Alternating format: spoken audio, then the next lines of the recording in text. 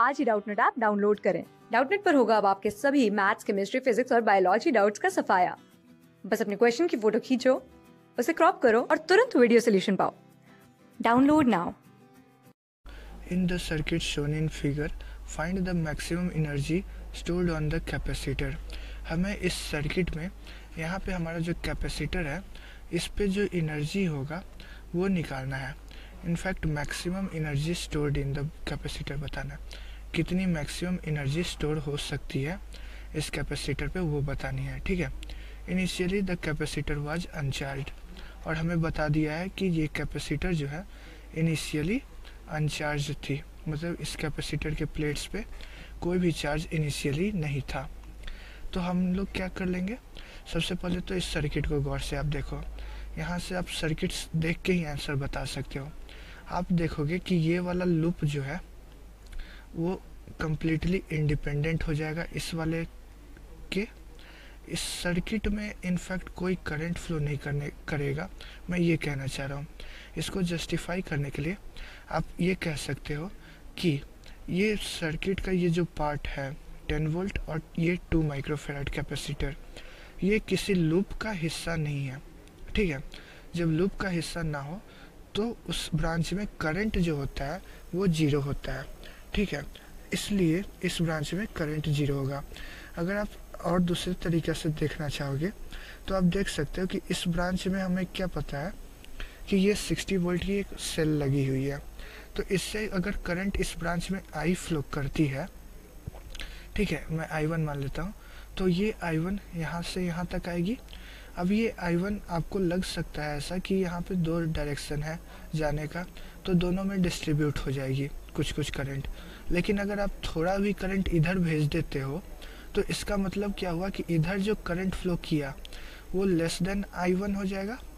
मतलब कि अब इस सर्किट में करंट जो है वो I1 के बजाय I1 से कुछ कम फ्लो करने लगेगा। ऐसा तो इम्पॉसिबल है, कभी भी एक सर्किट में एक लूप में करंट की वैल्यू तो सेम ही रहेगी। इसलिए ये जो I1 करंट यहाँ से यहाँ पहुँच रहा है ये टोटली इस डायरेक्शन में फ्लो कर जाएगा। ठीक है, इसलिए यहाँ से इस डायरेक्शन में करंट कुछ भी फ्लो नहीं कर पाएगा। अब सिमिलरली इस सर्किट की भी हम बात कर लेते हैं। तो यहाँ से हम अगर मान लेते हैं कि इस ब्रांच में I2 करंट फ्लो करेगा, तो ये I2 करंट इधर से फ्लो करते हुए इधर आएगी, फिर यहाँ पे I2 करंट आ जाएगी। ठीक है, अब अगर कुछ पार्ट इस जंक्शन से अगर थोड़ा भी करंट इधर डिफ्लेक्ट होगा तो इसका मतलब होगा कि इस ब्रांच में हमारा जो करंट होगा वो I2 से कम होगा। इसका मतलब क्या हुआ कि अब जो करंट की वैल्यू है वो I2 से कम हो जाएगी। तो ऐसा तो कभी नहीं होता है, एक लूप में एक ही करंट हमेशा मिलेगा। तो इसलिए इस ब्रांच में कोई भी करंट फ्लो नहीं करेगा इस लूप के कारण, इस बैटरी के कारण। ठीक है, तो इसका मतलब क्या हुआ, इसका मतलब ये हुआ कि इस लूप से कोई भी करंट डिफ्लेक्ट नहीं करेगा। तो अब दोनों साइड से कोई भी करंट डिफ्लेक्ट नहीं हो रहा है इस ब्रांच में, तो इस ब्रांच में अब करंट फ्लो नहीं करेगा। अब एक कन्फ्यूजन आपको ये हो सकता है कि 10 वोल्ट का एक सोर्स यहाँ पे लगा हुआ है। ठीक है, तो ये 10 वोल्ट जो है एक्चुअली में पोटेंशियल डिफरेंस तो क्रिएट कर रहा है, लेकिन इसके कारण क्या हो रहा है कि इस कैपेसिटर पे कोई भी चार्ज नहीं आएगी क्योंकि करंट इसमें जीरो रहेगा। क्यों, अब इस 10 वोल्ट से कुछ भी करंट अगर मान लो आप फ्लो करता I3, तो यहाँ से इस ब्रांच के पास, इस जंक्शन के पास आने के बाद इस वाले लूप में I1 plus something current flow करने लगता, I1 प्लस I3।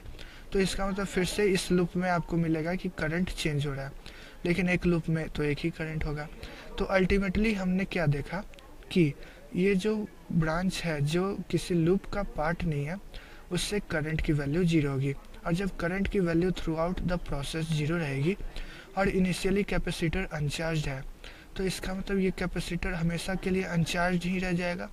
और ये हमेशा जब अनचार्ज रहेगा तो इसकी जो एनर्जी स्टोर्ड होगी वो जीरो होगी। ठीक है, तो ये ऑप्शन हमारा सही है। वैसे ऑप्शन में ये जो वैल्यूज़ दी हुई है वो थोड़ा सा मिस्टेक है, ये माइक्रो जूल होता। ठीक है, ये सारी ऑप्शंस माइक्रो जूल में दी हुई थी। ठीक है, तो हमारा ऑप्शन 4 सही है।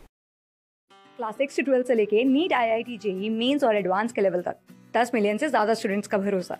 आज ही डाउनलोड करें डाउटनेट ऐप या व्हाट्सएप कीजिए अपने डाउट्स 8400 400 400 पर।